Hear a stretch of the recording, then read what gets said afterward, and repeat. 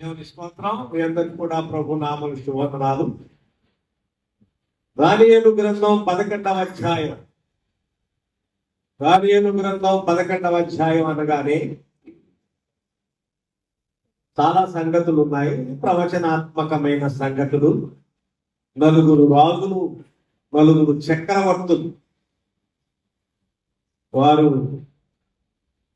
తమ తమ పరిపాలనా కాలంలో వారు పరిపాలన చేయటం, దీనికి తోడు ఒకడు ఐదో వాడు శక్తివంతుడుగా ఇంకొకడు లేవటం, ఇలాంటి ఆరంభ వచనాల నుంచి మనం చూసుకుంటూ వస్తే కనబడతాయి. ఇదంతా అయిన తర్వాత ముందుకు వెళ్ళిన తర్వాత 32 నుంచి 35 వరకు ఎప్పుడు కూడా ప్రవచనం, ముఖ్యంగా ఒక మాట మీకు జ్ఞాపకం చేస్తున్నాను, ప్రొఫెటికల్ బుక్స్ అంటాం, ప్రవచన గ్రంథాలు. ఒకటి సమీప భవిష్య కాలంలో కొన్ని ప్రవచనాలు పూర్తయిపోయి ఉంటాయి, కొన్ని ప్రవచనాలు ఇంకా పూర్తి కాదు, కొంత partially fulfil some of the ప్రొఫెసీ. కొంత మట్టుకే అందులో కూడా ప్రవచనంలో కొంత మట్టుకు నెరవేర్పు జరిగి కొన్ని ఉంటాయి, కొన్ని తక్కువ వ్యవధిలోనే ప్రవచనం చెప్పినప్పుడు పూర్తయిన ఉంటాయి, కొన్ని ఇప్పుడు కూడా పూర్తవలా, పూర్తి కాబోతాం. కాబట్టి అలాగున ప్రవచన గ్రంథాలన్నీ అట్లానే ఉంటాయి. ఈ దానియేలు ప్రవచన గ్రంథములో కూడా చాలా సంగతులు కొన్ని పూర్తయిపోయాయి. పరిపాలన చేస్తూ మాదియా, పర్షియా రాజులు, బబులోను రాజ్యం, మాదియా పర్షియా రాజ్యం, గ్రీకు రాజ్యం, ఇలాంటి పరిపాలనన్నీ కొన్ని కనబడుతున్నాయి. ఇవన్నీ బాగానే ఉన్నాయి, అవి నెరవేర్పు జరిగిపోయాయి. కానీ ఇక్కడ మనం చదువుతున్న మాటలు చూస్తే దానియేలు గ్రంథం 11వ అధ్యాయం 32 నుంచి 35 వచనాలు మనం చూస్తే ఇచ్చకపు మాటలు చెప్పి నిబంధనను అతిక్రమించు వారిని వశపరుచుకొనును. ఇది ఒక వ్యక్తి వస్తాడు, ఒక పరిపాలకుడు వస్తాడు. 10 నేషన్స్ కన్ఫెడరేషన్ అనేది ఒకటి, 10 రాజ్యాలు అన్ని కలిసి ఒకటి. ఇప్పుడు దాకా ప్రపంచంలో వాణిజ్యానికి, వ్యాపారములకు అమెరికన్ డాలర్, యుఎస్ డాలర్ మాత్రమే ప్రమాణంగా ఉంది. ఈ మధ్యకాలంలో ప్రపంచమంతటిని శాసించడానికి ఆ యుఎస్ డాలర్ మాత్రమే ఇప్పుడు దాకా వ్యాపారానికి, వాణిజ్యములకు పనిచేస్తుంది. మన దేశాలు కూడా మన కరెన్సీని, ప్రపంచంలో దానిని చలామణిగా మనం ఎందుకు చేయకూడదని కొందరు లేస్తున్నారు. చైనా లాంటి పెద్ద దేశం, మరికొన్ని ఇతర దేశాలు. ఇప్పుడు దాకా ప్రపంచం ఆధిపత్యం అంతా కూడా అమెరికా దేశంలోనే, ఆ యుఎస్ డాలర్తోనే. ఏ దేశానికి ఆ దేశానికి కరెన్సీ ఉంటుంది, అయినా కానీ చలామణి కావాలంటే చివరికి అంతా కూడా అదిగో ఆ యుఎస్ డాలర్ మీదే ఆధారపడం అని ఇప్పుడు కొంత స్లోగన్ మొదలై కొన్ని రాజ్యాలు. ఇంకో మాట కూడా మీకు చెబుతున్నా, ఇంకేమిటంటే ఒకే మత గ్రంథం ప్రజలందరికీ, అందులోంచి ఇందులోంచి ప్రపంచంలో ఉన్న మతాల్లోంచి అన్నింటినీ సేకరించి ఒక గ్రంథం, రిలీజియస్ బుక్ పేరుది, అది ఒకటి తయారు చేయాలని చూస్తున్నాను. One world, one currency. అలాగనే ఒకే మాధ్యమం, డబ్బు కూడా. ఇంకొక మాట ఏంటంటే ఒకటే నంబర్ కాలం వస్తుంది, ఇక 666 అన్నట్టుగా ఒకటే నంబర్, సంఖ్య. ఇప్పుడు ఆధార్ కూడా అక్కర్లేదు, కానీ రేషన్ కార్డు ఇవన్నీ కూడా ఇంటికి నంబర్లు, అన్నిటికీ కలిపి ఒక యూనిక్ నంబర్ వస్తుంది. ఇవన్నిటి గురించి ఆలోచన చేస్తా ఉన్నారు, ఒక నియంత లేస్తారు. వారిని ఒక అందరినీ కూడా ఇచ్చకపు మాటలు చెప్పి మనమంతా సమాధానంగా ఉండాలి, మనమంతా శాంతిగా ఉండాలి, నెమ్మదిగా ఉండాలి, యుద్ధాలు వద్దు అన్ని అట్లాగా నమ్మించి మనుషులను ఇచ్చకపు మాటలు చెప్పి ఒకటి లేస్తాడు. ఒక నియంత. ఇది ఇంకా జరగవలసి ఉంది.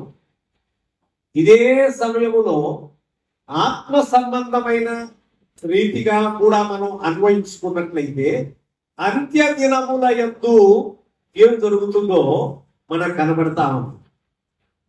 ఈ ప్రత్యేకమైన లేఖన భాగం describes a time of persecution and testing for God's people. ఈ లేఖన భాగం ప్రత్యేకంగా ఏమి వివరిస్తుంది అని మనకంటే ఒక హింస, అలాగనే దేవుని ప్రజలకు పరీక్షా కాలము, ఒక పరీక్షా సమయం, టైమ్ ఆఫ్ టెస్టింగ్ పీరియడ్, ఒక పరీక్షా కాలం దేవుని ప్రజలు. ఈవేళ అట్లాగే మనకు కనబడతాము. ఇలాంటి సమయంలో ఏం జరుగుతుంది అని అంటే మీరు చూస్తే చాలా స్పష్టంగా కొందరు దేని చేత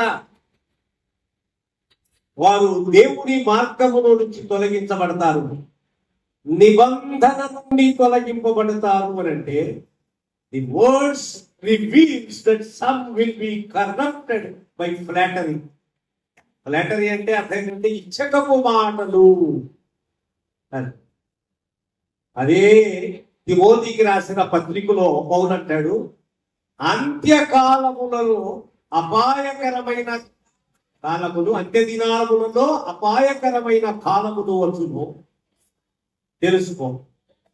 ఎలాగనగా మనుషులు స్వార్థప్రియులు, ధనాపేక్షులు, బింకములాడువారు, ఏమండి అహంకారులు, దూషకులు. అది ఇంకో మాట కూడా మనం చూస్తున్నాం. బోధకులు కూడా, మరి బోధకులను కూడా తమకు ఇష్టమైన వారిని ఏర్పాటు చేసుకుని మనుషులు దురద చెవులు కలిగిన వారుగా ఉంటారు అని. మనుషులు ఎలా ఉంటారు? నీకు నచ్చింది బోధ చేయాలి, అట్ట కుదరదే డబ్బే, వారికి నచ్చినట్టుగా బోధ చేయాలి. కాబట్టి కొందరు దురద చెవులు కలిగిన వారుగా ఉన్నారు మనుషులు. ఎందుకనగా జనులు హితబోధను, అది హితబోధ అంటే మంచి బోధ, దానిని వారికి సహించదు. దురద చెవులు గలవారై తమ స్వకీయ దురాశలకు అనుకూలమైన బోధకులను, తమకు అనుకూలమైన బోధకులు, వాళ్ళకి ఇష్టమైన బోధకులు, మనుషులు దురద చెవులు కలిగిన వారు అన్న. కాబట్టి చాలా మంది ఇక్కడ, అందుకని కిందకు వచ్చిన తర్వాత మనం చదువుతున్నాం. ఈ 32 నుంచి 35 వరకు చూస్తే కనుక ఏం జరుగుతుందో తెలిసిందా? Some will be corrected by flattery. Flattery అంటే ఇచ్చకపు మాటలో పిచ్చి మాటలు ఏమో చెప్తాను. నువ్వు ఇచ్చకపు మాటను నమ్ముతావు, ఇచ్చకపు మాటను వినటానికి ఇష్టం చూపుతావు. దేవుని యొక్క వాక్యం యొక్క సత్యము, వాక్యం యొక్క లోతులోనికి, అనుభవంలోనికి వెళ్ళడానికి మనుషులకు ఇష్టం లేదు. 2 పాటలు పాడు, లేక 2 పద్యాలు పాడు. నేను 2 పాటలు పాడతా, పద్యాలు పాడతా. ఆయన వస్తాడు, పాస్టర్ గారు ఏవో 2 మాటలు చెప్తాడు, అయిపోయిందంటాం, పోదాం, మళ్ళీ ఆదివారం వస్తాం. పోదాం. ఫ్లాటరీ, ఇచ్చకపు మాటలు. మనుషులు ఎవరు ఇచ్చకపు మాటల చేత మోసగించబడతారు అని అంటే ఏమని తెలిసిందండి? ఎవరైతే నిబంధనకి they that are astray from the covenant of God. దేవుని యొక్క నిబంధన నుండి తొలగిపోయిన వారికి ఈ ఇచ్చకపు మాటలు పడుతూ వేలాడతాం. చాలా జాగ్రత్తగా ఉండాలి. అంతే దినాల్లో కర్కటాధ్యాయంలో చాలా సంగతులు నెరవేర్పు జరిగినాయి చెబుతున్నా, మాట్లాడుకుంటున్నాం. అంతే దినాల్లో కొన్ని జరగబోతున్న సంగతులు, ఇప్పుడు కూడా జరుగుతున్న సంగతులు.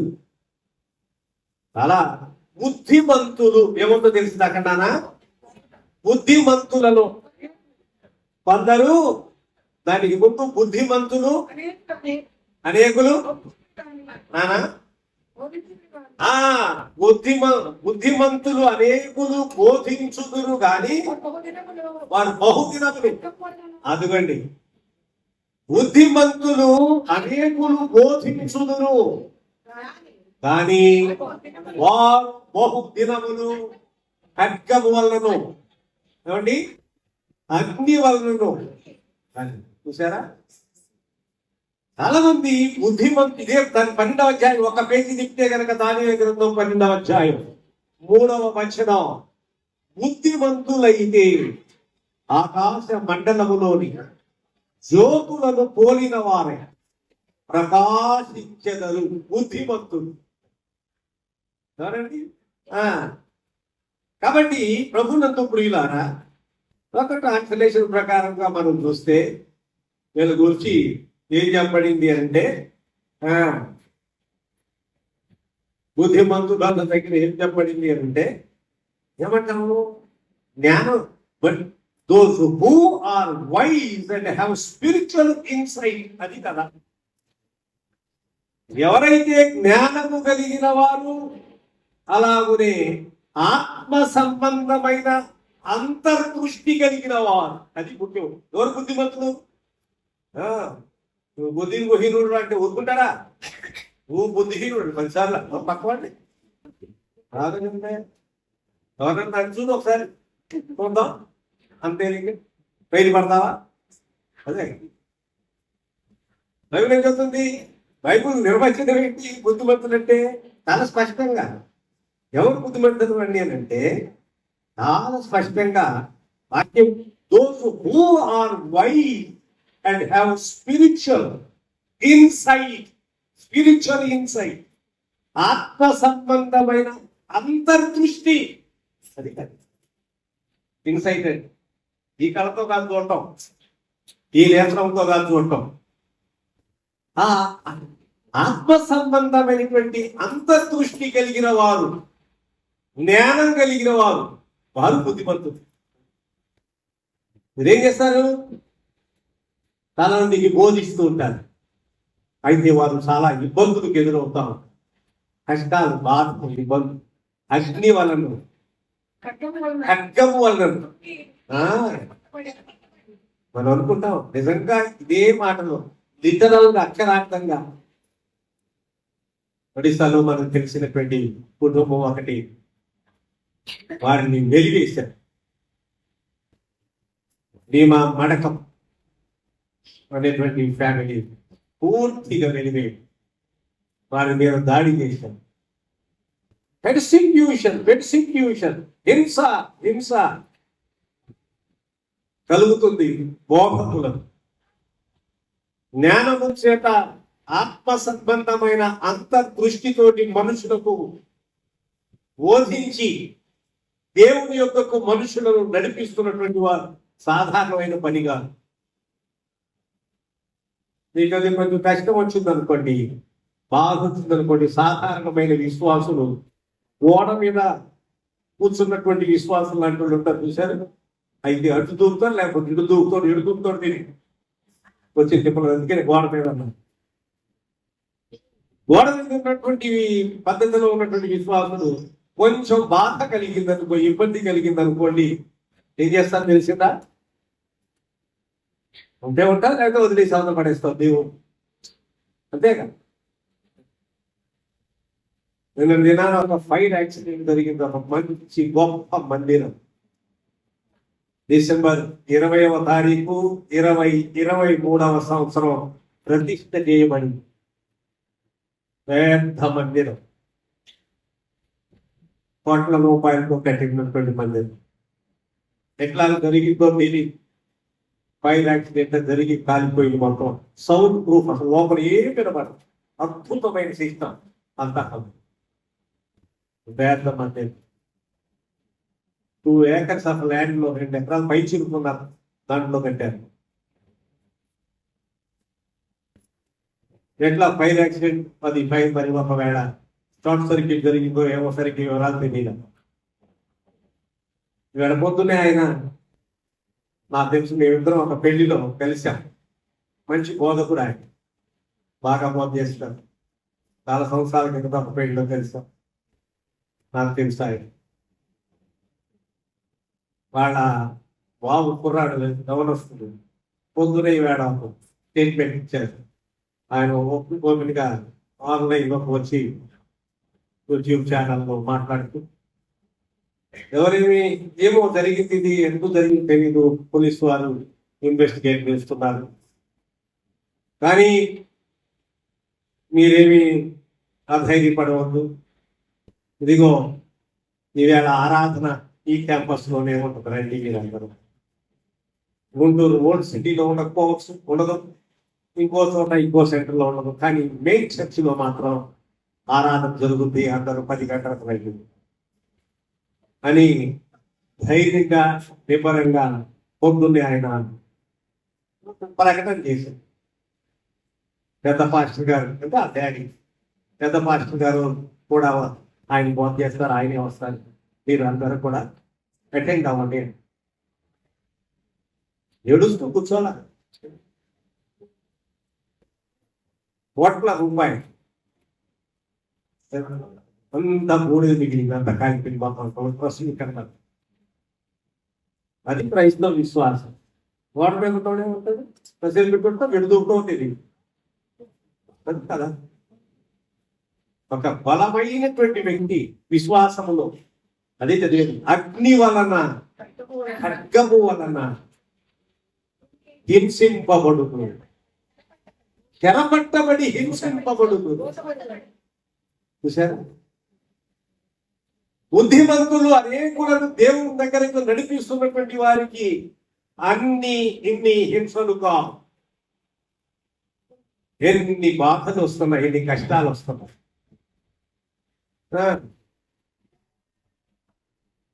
నేను కూడా మొదలు పెడతానంటే ఏదేముందంటే దీనిలో చెప్పండి, ఒక సమర్పణ, త్యాగం, ఒక పిలుపు, చాలా సంగతులు అవసరం.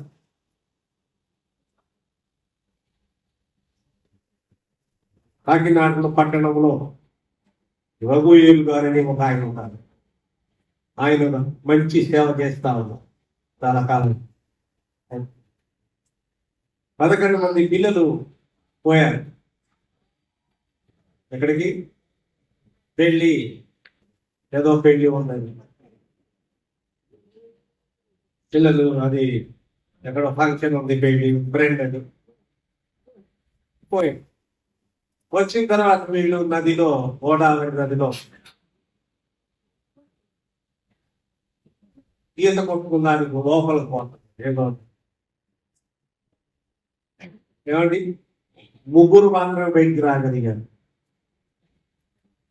వాళ్ళల్లో ఈ 2 అన్నదమ్ములు, క్రాంతి పాల్ అనేటువంటి వాడు, వీళ్ళిద్దరు పాస్టర్ గారికి చూసారా. నీకేమో తెలివి తక్కువతనంగా మనమే అనుకుంటాం, ఇదేందో జరిగింది, అదేందో జరిగింది అది. వాడ మీద ఉన్న వాడికి కష్టాలు రావు, అది కూడా చెప్తున్నా. నువ్వు ఎదుగుతావో తెలియదు.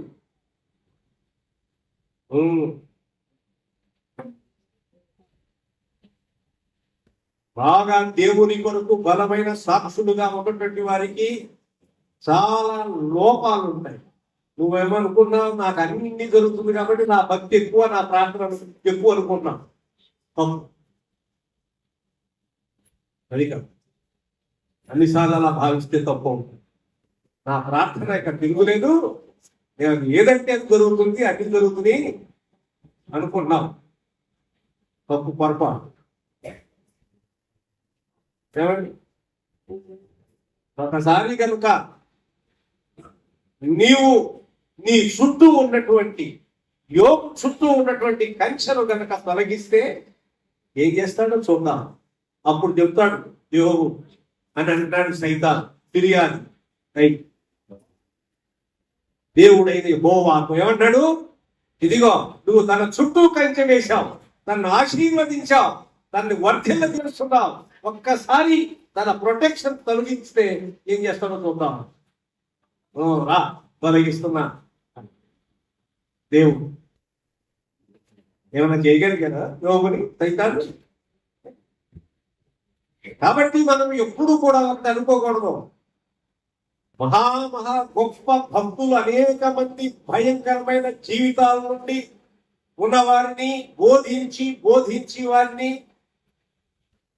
వారిని లోకము నుండి, పాపము నుండి, నాశనము నుండి, నరక పాత్రలుగా అవుతున్న వారిని బయటకు తీసుకొస్తున్నటువంటి వారు చాలా హింస పడుతున్నారు. చాలా కొరతలు ఉన్నాయి వాళ్ళకి. నువ్వేమిట్లా భావించక్కర్లా, వాళ్ళ దగ్గరే ప్రార్థన శక్తి లేదేమో అని ఇది దొరుకుతారండి. అర్థమవుతుందండి? మనమేమో ప్రార్థన చేస్తున్నప్పుడు దేవుడు నాకు అన్ని చేస్తున్నాడు, నాకు ఎక్కువ భక్తి ఉంది అనుకోబాకు. పొరపాటు, చాలా పెద్ద పొరపాటు. ఎవరు హింసింపబడుతున్నారు, ఎవరు ఖడ్గమునకు గురవుతున్నారు? జనములో జనములో బుద్ధిమంతులు అనేకులకు బోధించుదురు గాని వారు బహుదినములు ఖడ్గము వలనను అగ్ని వలనను, అది ఖడ్గం వలనను అగ్ని వలనను పురుంగి, అందుకండి పురిగిపోయి అడ్డు. అయితే వారికి ఒక స్వల్ప సహాయము వారికి దొరుకును అనే మాట అంటారు మధ్యలో. ఇంకో మాట ఉంది, వారిలో కొందరు కూలుదురు అనే మాట కూడా కొంత ఉంది. చూసారా? మీరు ఎవరు అని ఒక మాట మీకు జ్ఞాపకం చేస్తా, భలే ఆశ్చర్యకరమైన sir. Those who are wise and have a spiritual insight will teach others. ఇతరులకు బోధించుతున్నటువంటి వారు ఆత్మ సంబంధమైన అంతర్దృష్టి కలిగిన వారు. ఇన్సైట్ అంటే అంతర్దృష్టి. చూసారా? But will face persecution and suffering. వాళ్ళు చాలా హింసను ఎదుర్కొంటారు, అలాగనే శ్రమను ఎదుర్కొంటారు. ఎలాంటివి తెలిసిందా? ఇక్కడ తెలుగులో సరిగ్గా అర్థం కాదన్నమాట. ఇంక్లూడింగ్ డెత్, క్యాప్టివిటీ, మరణము కావచ్చు, శర కావచ్చు, అండ్ ఫ్లండర్, ఏదైనా హింస బాధ కావచ్చు. అయితే ఒక్క మాట భలే అద్భుతమైన మాట, when they fall they will receive some help. అది కాదు, తెలుగులో సరిగా లేదా బలం కన్స్ట్రక్షన్. వారు పడిపోయినప్పుడు కొంత సహాయం పొందుతారు. ఏదో మాట ఉంది అక్కడ, ఏముందమ్మా నానా? వారు కృంగిపోవు సమయమందు ఏమండి? స్వల్ప సహాయం అని ఉంది కదా అక్కడ. ఇక్కడ ఏమన్నా తెలిసిందా? when they fall they will receive a little help and ఏదో some help, మన సహాయం. but many helpers will be insincere. అంటే వీళ్ళెవరు? వీడంటే సహాయకులు, హెల్పర్స్. నీకు సహాయం చేస్తున్నారు. జనమును బుద్ధిని గూర్చిని జ్ఞాపకం చేస్తూ ఆత్మ సంబంధమైన అంతర్దృష్టి కలిగి దేవుణ్ణి నమ్మండి అని బోధ చేస్తూ ప్రార్థన చేస్తూ ఏం కనబడుతుంది? ఈవేళ ఓకే తీసుకుంటారామో కళ్ళు ఎలబెట్టి చూడతాం, కానీ వాళ్ళు ఎంత ప్రార్థన చేసి ఎన్ని బాధలు పడి ఎన్ని హింసలు నిందలు అనుభవిస్తూ వాళ్ళు ప్రార్థన చేస్తున్నారో అది లెక్కకు రాదు. అది కాదు కాబట్టి అదేమి లెక్కకు రాదు. మనమేమి 21వ శతాబ్దంలో ఉన్న పోయినేసి నాణ్యముల యుగాన్ని దాటిపోవాలి. నువ్వేమి ఇంకా నాణ్యాల యుగాల్లోనే ఉన్నావు. అర్థమైందా? నా మాట మీకు అర్థం కాలేదు. అన్ని అర్థం కొన్ని అర్థం అవ్వలేదు మీకు. మనం ఇంకా నాణ్యముల యుగంలోనే ఉన్నావు. నువ్వు ఇచ్చే నాణ్యముల యుగానికి నేను పెద్ద కోర్టు పెట్టి కడతానండి గుడి, అదే కదా. ఇది 21వ శతాబ్దంలో అసలు డబ్బు మాధ్యమంగా వచ్చింది క్రీస్తు పూర్వం 7వ శతాబ్దంలో, BC 7th century, ఒక రాజు కాలంలో. కాబట్టి ఈనాటికి కూడా నీవు నాణ్యాల యుగంలోనే ఉన్నావు. ఒకసారి నాణ్యం ఇచ్చి చూడు, బజార్లో రోడ్డు మీద బస్ స్టాండ్ దగ్గర ఉన్నాయనికి నేలకేసి కొట్టాడు. నా కాలుతో భయం వేసింది. అర్థమైందా?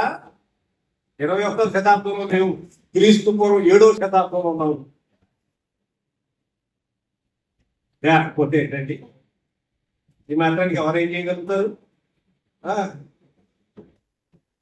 ఎవరు కొందరిని దేవుడు ప్రేరేపించి ప్రత్యేకంగా దేవుని యొక్క చిత్తము, దేవుని కార్యము జరగడానికి ముందుకు వచ్చేవాళ్ళు ఉంటారు. కాబట్టి వారు ఎన్ని బాధలు పడుతూ సేవ చేసేవాళ్ళు చేస్తారు. ఆ ఫైర్ యాక్సిడెంట్ లో ఓట్లలో ఉండే నష్టం లక్షలు కాదు, అది 2 కోట్ల రూపాయలు తొక్కి బతుకుని ఒకలా చర్చ కట్టే లెక్క అయితే కనీసం 1 కోటి రూపాయలు పై చెరుకు ఇంకా ఎక్కువ ఏది పెట్టేది.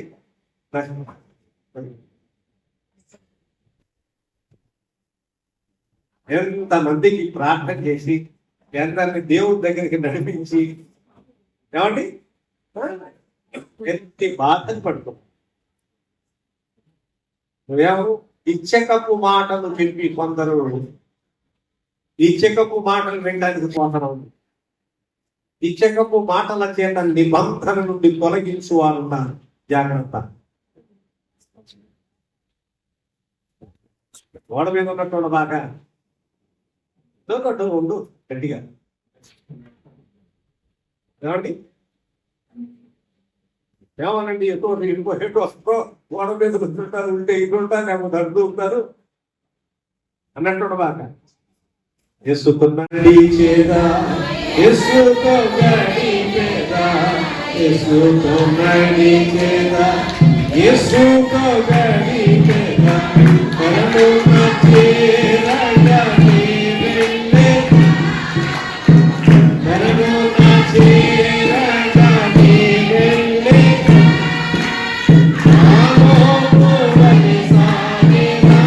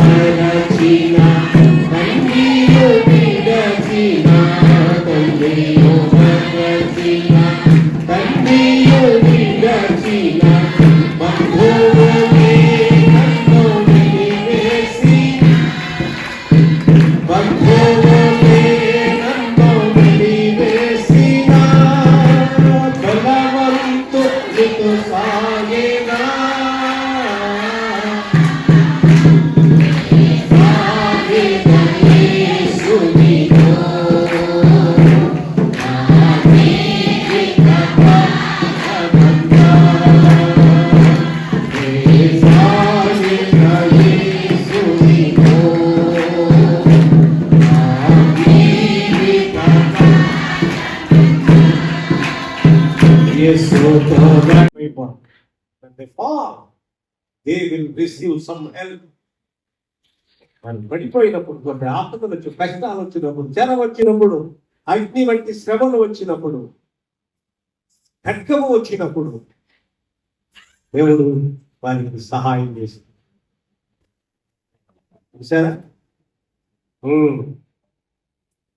ఇంకో ముఖ్యమైన మాట అయితే, బట్ మెనీ హెల్పర్స్, అందులో చాలా ఎక్కువ మంది ఒకవేళ ఇన్సిన్సియర్ గా యథార్థంగా ఉండకపోవచ్చు. ఒక్క మాట ఉంది, అల్టిమేట్లీ, అంతిమంగా, తుదకు, ultimately this testing is for the purpose of refining and purifying. అది కదా ఎందుకు శోధన. ప్రభువా తెల్లారు లేచిన కానీ మన ప్రార్థన ఉంటాయి, ఏ శోధన రాకుండా సహాయం చేయాలి. చేయాలిగా మనం ప్రార్థన, అంతే కదా. ఏం పొరపాటు కాదు, ఉదయాన్ని లేచి అనుకుంటాం ఈ శోధన రాకుండా చేయాలి ప్రార్థన. అది వచ్చేది పొరపాటే, ఎవరైనా చేయాలి. కానీ ఇక్కడ ఈ పెర్సిక్యూషన్ లేకపోతే ఈ హింస, ఈ ఖడ్గం ఉంది చూశారు, ఈ అగ్ని ఉంది చూశారు, పై అగ్ని వంటి మహాశ్రమలు అంటాడు పేతురు. ఇది దేనికోసం అంటే, వాళ్ళ అద్భుతమైన మాట, అంతిమంగా దేనికోసం అంటే this testing is for purpose of refining and purifying. Refining అంటే రిఫైనరీస్ అంటాం, ఆయిల్ రిఫైనరీస్ అంటాం, శుద్ధీకరణ చేసే ఆయిల్. రెండు ప్యూరిఫైడ్ అంటే రెండు దాదాపు దగ్గర మాటలే. Both refining and purified. Purify అంటే శుభ్రం చేయటం, ఏమి మలినం లేకుండా దాంట్లో. కాబట్టి మనకు అంతిమంగా దేవుని బిడ్డలకు కలిగేటువంటి శోధన యొక్క ఉద్దేశం ఏమిటంటే రెండు ముఖ్యమైన సంగతి. For the purpose of refining and purifying those who remain faithful until the end. ఎవరు అంతం వరకు, ముగింపు వరకు జీవిస్తారో వారిని ఈ పరీక్ష ఎందుకు వస్తుంది అంటే, ఈ విధమైన శ్రమలు ఎందుకు వస్తున్నాయి అంటే, వారిని శుద్ధీకరించడానికి, కడగటానికి, బాగు చేయటానికి. మనం ఏమంటాం, ఎన్ని కష్టాలు వస్తున్నాయండి, ఏడుచుకుంటూ తిరుగుతూ ఉంటాం. కాస్త గొప్ప జరిగిందండి సార్ ఉంటే ఉంటాం, లేకపోతే మిగిలిపోతాం. తప్పు కదండి, తప్పేదే. కాస్త కష్టం వచ్చింది అనుకోండి, కాస్త ఇబ్బంది వచ్చింది అనుకోండి, దేవుడు సరిగా అర్థం చేసుకోవాలి. చాలా మంది త్వరగా చెప్పలేము, ఆయన సరిగా అర్థం చేసుకోవాలి. కాస్త ఇబ్బంది, కొంచెం అంత కంఫర్ట్ జోన్లో ఉండాలి. చివరికి చర్చలో వచ్చి కూర్చుంటే కూడా కంఫర్ట్, మీకు అంత కంఫర్ట్ జోన్ కావాలి. చర్చిలో కూడా కూర్చుంటానికి మంచి సౌకర్యం కావాలి, అంత కంఫర్ట్. ఏమండి, కంఫర్ట్ జోన్తో ఉండటానికి అలవాటు అయిపోయావు. గాలి రావాలి, వెళ్తూ రావాలి, చక్కగా ఉండాలి, చాలా ఉంటాయి, చాలా సంగతులు ఉంటాయి. ఎక్కడ పోయినా కానీ కంఫర్ట్ జోన్లో ఉండాలి. బయట కూడా మనకి ఇబ్బందులు ఉండకూడదు, కష్టాలు ఉండకూడదు. బట్ అల్టిమేట్లీ ఒక్క మాట బైబిల్ చెప్తుంది, ultimately this testing is for the purpose of refining and purifying those who remain faithful until the end. ఎవరో చివరి వరకు నిలబడతారో వారిని శుద్ధీకరించడానికి, కడగడానికి, ప్యూరిఫై చేయడానికి ఈ పరీక్షలు అవసరం. ఏం తెలియదు మనకి, అనమంటున్నాం. ఒక మాట చెప్పరండి, when God's appointed time arrives, దేవుడు నియమించిన సమయం వచ్చే కాలానికి, ఆయన వచ్చు సమయాన్ని, ఈ భూమి మీద అనేక రకాలైన ఇబ్బందులు ఎదుర్కొని మనం ప్రార్థన చేసేవారికి బాధలు ఉన్నాయి, కష్టాలు. ఎదురు కూతాలని మాట్లాడుకోకూడదు మనం.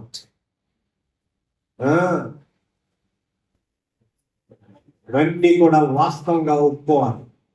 బాధలు, శ్రమలు, ఇబ్బందులు, ఎరుపులు అన్నీ ఎదురవుతాయి. all these persecutions and sufferings indicates are for the purpose of purifying and refining. ఏం చేస్తా, రిఫైన్డ్ ఆయిల్ వాడతావుగా, అది రిఫైన్డ్ దాని నుంచి వచ్చింది. రిఫైనరీ నుంచి రిఫైన్. కాబట్టి ఈ పునరుద్ధానం మన దైనందిన విశ్వాస జీవితంలో ప్రభునకు ప్రియులారా ఎన్నో వస్తాయి, ఇబ్బందులు వస్తాయి. అన్నిటిలో కూడా మనమేమి భయపడినాకలు ఒక సహాయం దేవుని దగ్గర, దేవుడు సహాయం చేసేవాడు. ఏదో బాధ్యత చేసుకుని కోసం నాకెందుకండి పని. బుద్ధిమంతులు అంటే ఒక చోట ఏముంది, those who are wise and have the spiritual insight. ఎవరైతే ఏమన్నా జ్ఞానము కలిగి ఆత్మ సంబంధమైన విషయాల్లో అంతర్దృష్టి, అంటే ఇన్సైట్ అంటే అది ఈ దృష్టితో కాదు, అంతర్దృష్టి అని. ఆత్మ సంబంధమైన నేత్రంతో చూడగలిగినది అంతర్దృష్టి. చూడగలుగుతారో వారు, ఇంకా వాళ్ళని ఏమన్నారు కొంచెం కిందకు వచ్చిన తర్వాత హెల్పర్స్ అన్నాం. అసలు ఇంకా పెద్ద మాట చెప్పినా నీకు, పరిశుద్ధాత్మ దేవుడి కూర్చే హెల్పర్ కూర్చో అని రాయబడి, నేను మీకు వేరొక ఆదరణకర్తను పంపిస్తాను, ఆయన కంఫర్టర్ అండ్ హెల్పర్. పరిశుద్ధాత్మ దేవుడే మనకు ఆదరణకర్త, సహాయకుడు, హెల్పర్. మనం కూడా మిగతా వారికి సహాయకులుగా హెల్పర్స్ గా ఉంటాం. నేను హెల్పర్ గా పనిచేయనండి, పనిచేస్తాను, మేనేజర్గా పనిచేస్తాను. అది మన తత్వం. నేను హెల్పర్ అంటే నాకు నచ్చదు. నీకు హెల్పర్ పని కుదరదు. నీకు పరిశుద్ధాత్మ దేవుడే హెల్పరో మాట. పరిశుద్ధాత్మ దేవుడి గురించి comforter. The Spirit of God, the Holy Spirit is both a helper and comforter. అది ఆదరణకర్త, అలాగే ఆదరించేవాడు, అలాగే సహాయకుడు. మనం మాత్రం నేను హెల్పర్ అనే మాట నచ్చుతున్నా, నేను మేనేజర్. ఓహో, నువ్వు మేనేజర్వా ఏ కంపెనీకి? అది కదా, నేను మేనేజర్, అన్ని మేనేజ్ చేస్తా ఉన్నాను. మేనేజ్ చేయక్కర్లా. పరిశుద్ధాత్మ దేవుడే హెల్పర్. అది ఆత్మ గుర్తింపునప్పుడు మీకు చెప్పాను. కాబట్టి పునరుద్ధానం మనకు ప్రభునందు ప్రియమైన దేవుని పెడతారు, మనల్ని రిఫైన్ చేయడానికి. అలాగనే శ్రమలు, పాపలు అన్నీ కూడా అటు గోడ మీద ఉంది, అటు దూదాం ఇటు దూదాం అని బాగా దూకే ఉండు, ఇటు పక్కే లోపలే ఉండు, లోపలే ఉండు. ఆయన క్యాంపస్లోనే ఉండు, ఆయన పరిధిలోనే ఉండు, ఆయన ప్రాంగణంలోనే ఉండు. వాళ్ళ మీద కూర్చోమా. అది కూర్చుంటే ఏమో ఉపయోగం లేదు. పునరుద్ధానం మన దైనందిన విశ్వాసంతో అద్భుతమైన సంగతి మనం ఒకసారి చదివి నేను ముగిస్తాను. చదువుతారు తల్లి. 32. అందుకతడు ఇచ్చకపు మాటలు చెప్పి నిబంధనలో అతిక్రమించు వారిని వశపరుచుకొనును. అయితే తమ దేవుని ఎరుగువారు బలము కలిగి గొప్ప కార్యములు చేసేదరు. జనములో బుద్ధిమంతుని అనేకులకు బోధించుదురు కానీ వారు బహుదినములు ఖడ్గము వలన, అగ్ని వలన కృంగి చెరపట్టబడి హింసింపబడి దోచబడుతుంది. వారు కృంగిపోవు సమయమందు వారికి స్వల్ప సహాయము దొరుకును. అయితే అనేకులు ఈశకపు మాటలు చెప్పి వారిని హత్తుకొందురు గాని నిర్ణయకాలం ఇంకా రాలేదు కనుక అది the appointed time not yet come. The appointed time not yet come. నిర్ణయ కాలం ఇంకా రాలేదు. నిర్ణయ కాలం ఇంకను రాలేదు కనుక అంత్యకాలం వరకు జనులను పరిశీలించుటకు, పవిత్రపరచుటకును బుద్ధిమంతులలో. కాబట్టి పునరుద్ధానమును ప్రభువునందు ప్రియమైన దేవుని పిల్లలారా, ఒక గొప్ప అద్భుతమైన ప్రవచనం. ఈ 11వ అధ్యాయంలో చాలా ప్రవచనాలు పూర్తయింది. ఇది ఇప్పటికీ కూడా పూర్తి కావాల్సిన సంగతి, ఇప్పుడు కూడా ప్రస్తుతం జరుగుతున్న సంగతి ఇప్పటికీ మనం అన్వయించుకోవచ్చు. కాబట్టి మన దైనందిన విశ్వాస జీవితంలో అనేక శ్రమలు, పరీక్షలు ఎదురవుతున్నప్పుడు విశ్వాస జీవితంలో ఎప్పుడు నేను కంఫర్ట్ జోన్ లో ఉంటాననుకోబాక, వెంపటానికి ఇష్టపడు. నేను ఇంతేనండి దీనికి అలవాటు అయిపోయాను అనుకోమా. కంఫర్ట్ జోన్ లో ఉంటే పరలోక రాజ్యంలో ఉంది, పోతామో పోవో తెలియదు. ఇక్కడ ఎన్ని శ్రమలు పడ్డానికి కూడా 9వ అధ్యాయం అపోస్తలుల కార్యములో సౌలు పౌలుగా మార్చబడిన తరువాత అతను గురించి ఒక మాట చదువుతాం తల్లి. 9వ అధ్యాయంలో ఇతడు నా నామము నిమిత్తము ఎన్ని శ్రమలు, ఎన్నో వచ్చిన నాన్న 9:16 ఇతడు నా నామము నిమిత్తము ఎన్ని శ్రమలు అనుభవింపవలెనో అది నేను ఇతనికి చూపెదను. ఏమన్నా ఇతడు నా నామములో ఎన్ని అద్భుతాలు చేస్తాడో మీరే చూస్తారు ముందు ముందు అనాలగా. ఏసయ్య నడికట్టు విప్పి మీద వేస్తే బతికినోడు అంటే ఆ సందర్భం నేను చెబుతున్నాను. కానీ పౌలు నడికట్టు విప్పి బతికివాడి మీద వేస్తే బతికాడు, రోగాలు బాగుపడ్డాయి, నీడపడి బాగుపడ్డారు. పౌలు గారి నీడపడి మరి ఏమన్నాడు యేసుప్రభువు వారు? ఇతడు నా నామములో ఎన్ని అద్భుతములు చేస్తాడో ఇతనికి చూపిస్తా అలా. కానీ చేశాడు. కానీ చెప్పింది ఏంటి తెలిసిందా? ఇతడు నా నామము కొరకు ఎన్ని శ్రమలు అనుభవించవలసిందో ఇతను చూపిస్తాడు. కాబట్టి క్రైస్తవ విశ్వాసం అది అర్థం చేసుకోవాలి. ఇప్పుడు నేను కంఫర్ట్ జోన్ లో ఉంటాను, క్షేమంగా అనుభవం, నీకు బాధ, కష్టాలు, ఇబ్బందులు, కుటుంబం రావచ్చు, సైతంలో రావచ్చు, బంధువులు రావచ్చు, సమాజం వల్ల రావచ్చు, ఎట్లయినా వాటన్నింటిని జయించడానికి దేవుని మీద ఆధారపడాలి. అట్టి అనుభవం దేవుడు మనల్ని ప్రతిష్ఠించి స్థిరపరచును గాక.